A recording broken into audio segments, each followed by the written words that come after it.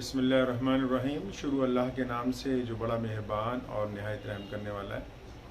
अस्सलाम वालेकुम। मैं लुधियाना जामा मस्जिद से मोहम्मद उस्मान रहमानी लुधियानवी आपकी खिदमत में चंद ज़रूरी गुजारिशात लेकर पेश हुआ हूँ। जिस तरह आप तमाम हज़रात को मालूम है कि कोविड-19 जिसको कोरोना महामारी कहते हैं, उसकी वजह से मुल्क भर में मसाजिद और दीगर इबादत गाहें जो हैं वो लगातार पिछले कुछ माह से आम लोगों के लिए बंद हैं। बहुत मखसूस 2-3 लोग ही इबादत करके मसाजिद में वापस घरों को जा रहे थे, लेकिन आज पूरे मुल्क में तमाम इबादत गाहें जो हैं आम लोगों के लिए खुलने का हुक्म दिया गया, लेकिन इसके लिए कुछ एहतियात जो हैं वो नहायत ही ज़रूरी है।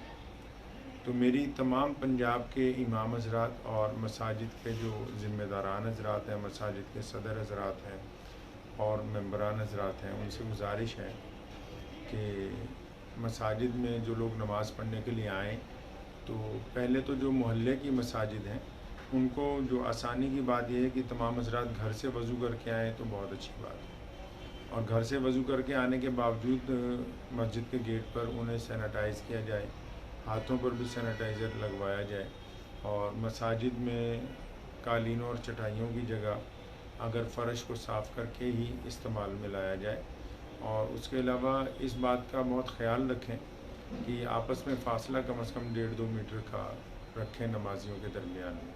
और दूसरा ये है कि अभी भी लॉकडाउन चल रहा है, तो इबादत गाहें खोलने से मुराद ये नहीं है कि हज़ारों लोग जो हैं वहाँ पहुँचें, बल्कि इसमें भी कोशिश ये करें कि 50 लोग ही एक वक्त में इबादत गाह में मौजूद हों। अगर वो जगह इतनी बड़ी है कि वहाँ 50 लोग बहुत खुले तरीके से बैठ सकते हैं, तो वो 2-2 मीटर के फासले के ऊपर बैठें। और मुनासिब ये है, अगर मसाजिद में जो नमाज हम लोग अदा करते हैं एक वक्त की, अगर मोहल्ले में कुछ लोग ज़्यादा हैं और जमात से नमाज मस्जिद में ही अदा करना चाहते हैं, तो वे जैसे 20-25 लोग पहले नमाज़ पढ़ लें, वो फ़ौरन नमाज़ पढ़ के चले जाएं घर को, सुन्नतें घर पे पढ़ें, दूसरे लोग आ जाएं वो जमात करवा लें, वो चले जाएं, फिर तीसरे लोग आ जाएं वो जमात करवा लें। तो इस तरह मस्जिद में नमाज़ पढ़ने की सहूलत सबको भी हासिल हो जाएगी, सवाब भी सबको हासिल हो जाएगा, और ज़्यादा भीड़ जो है वो एक साथ इकट्ठी नहीं होगी। और इस बात का बहुत ख्याल रखें कि मास्क जो है, जो हम लोग अभी यहाँ लुधियाना जामा मस्जिद में भी जब हम नमाज़ पढ़ते हैं या बाहर निकलते हैं दफ्तर से तो उनका इस्तेमाल करते हैं, तो जो आम फहम मास्क जो है वो बाज़ार में दस्तयाब है। अगर किसी के पास नहीं हो तो इस तरह के आम फहम जो मास्क मिल रहे हैं बाज़ार से वो आप ख़रीद के रख लें। कुछ लोग ऐसे होते हैं जिनके पास नहीं होता, तो आप उनको इसको साथ साथ में तकसीम भी करते रहें, और बिलखुसूस सफाई का जो है वो मुकम्मल ध्यान रखें।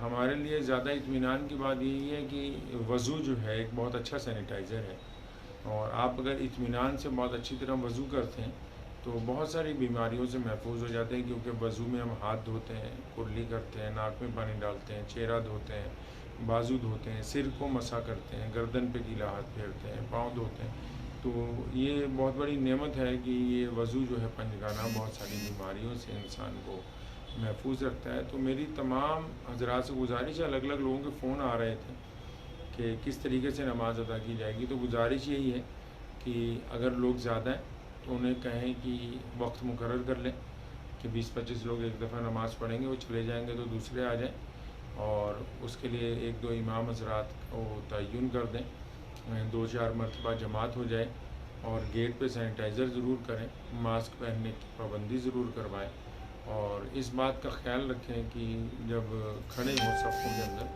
तो एक दूसरे से फ़ासला जो है कम से कम 1-2 मीटर का हो। तो ये कोरोना से बचने के लिए एहतियात जो है बहुत ज़रूरी है। एहतियात बहुत ज़रूरी है। इबादत गाहें खुलनी इसलिए ज़रूरी थी क्योंकि इबादत ही हमें गुनाहों से बचने का तरीका बताती है। डॉक्टर हमें एहतियात तो सिखा सकते हैं, लेकिन वो बीमारी से बचने का तरीका एहतियात के तौर पर बताते हैं, लेकिन असल तरीका यही है कि गुनाहों से बचा जाए। गुनाहों की वजह से बीमारी आती है। मिसाल के तौर पर कोई बंदा शराब पीता है, गलत चीज़ें इस्तेमाल करता है, तो उसके जिस्म में जाती हैं तो जिस्म ख़राब होता है, तो बीमारी आती है। यही बात है कि हम लोग कुदरत के साथ जो है वो नाइंसाफ़ी ना करें, बल्कि कोशिश ये करें कि हम जायज़ तरीके से जो अल्लाह और उसके रसूल सल्लल्लाहु अलैहि वसल्लम ने हमें बताया है उसी तरीके से इबादत करें ताकि हम गुनाहों से जो है वो बच जाए। रमज़ान करीम अभी गुजर के गया है और बड़े इत्मीनान की बात है कि लोगों ने रमज़ान के रोज़ों के दरमियान में बड़ी हद तक आम लोगों की मदद करके एक नई मिसाल जो है पूरी कायनात में लोगों के सामने पेश की है। हम दुआ गो हैं और मैं तमाम मसाजिद के ज़िम्मेदारान को बता दूं 30 तारीख के बाद जो कोई भी नया ऐलान आएगा तो दुआ करें जब तक ये कोविड-19 जो है मुकम्मल तौर पर ख़त्म हो जाए, क्योंकि लगातार ऐसी खबरें भी आ रही कि इसके कुछ केस बढ़ भी रहे हैं। तो कोशिश ये करें कि एहतियात बहुत ज़रूरी है। जो लोग बीमार हैं वो मस्जिद ना आए, बच्चों को मस्जिद लेके ना आए, जो बहुत ज़्यादा बूढ़े हैं उनको भी अभी मत लेके आइए। तंदुरुस्त लोग आएँ, जो लोग बीमार हैं वो ख़ुद भी दवाई लें, अपना भी ख्याल रखें, अपने घर वालों का ख्याल रखें। अगर हम बज़ाते ख़ुद एक अच्छे माशरे को बचाना चाहेंगे तो पूरे देश को बचा सकते हैं, पूरे समाज को बचा सकते हैं। इन्हीं अल्फाज़ात के साथ मैं आपसे इजाज़त चाहता हूँ और उम्मीद करता हूँ कि इंशाअल्लाह ताला आने वाला जो जुमा है वो इसी तरकीब के साथ तमाम मसाजिद में अदा किया जाएगा कि पहली जमात में कुछ लोग शामिल हो जाएंगे, फिर दूसरी में, फिर तीसरी में। अपने अपने इलाके के एतबार से जितने जितने लोग आपके पास हैं उनको तकसीम करके उतने ही हजरात की ज़िम्मेदारी लगाएं जो नमाज जुमा भी अदा करवा दें और लोग जुमा भी पढ़ लें, लेकिन भीड़ भी जो है वो इकट्ठी ना हो सके। लोग जुमे की नमाज़ पढ़ के सुन्नतें जो हैं वो अपने घर में अदा करें। इन्हीं अल्फाज से इजाज़त चाहते हैं। अल्लाह।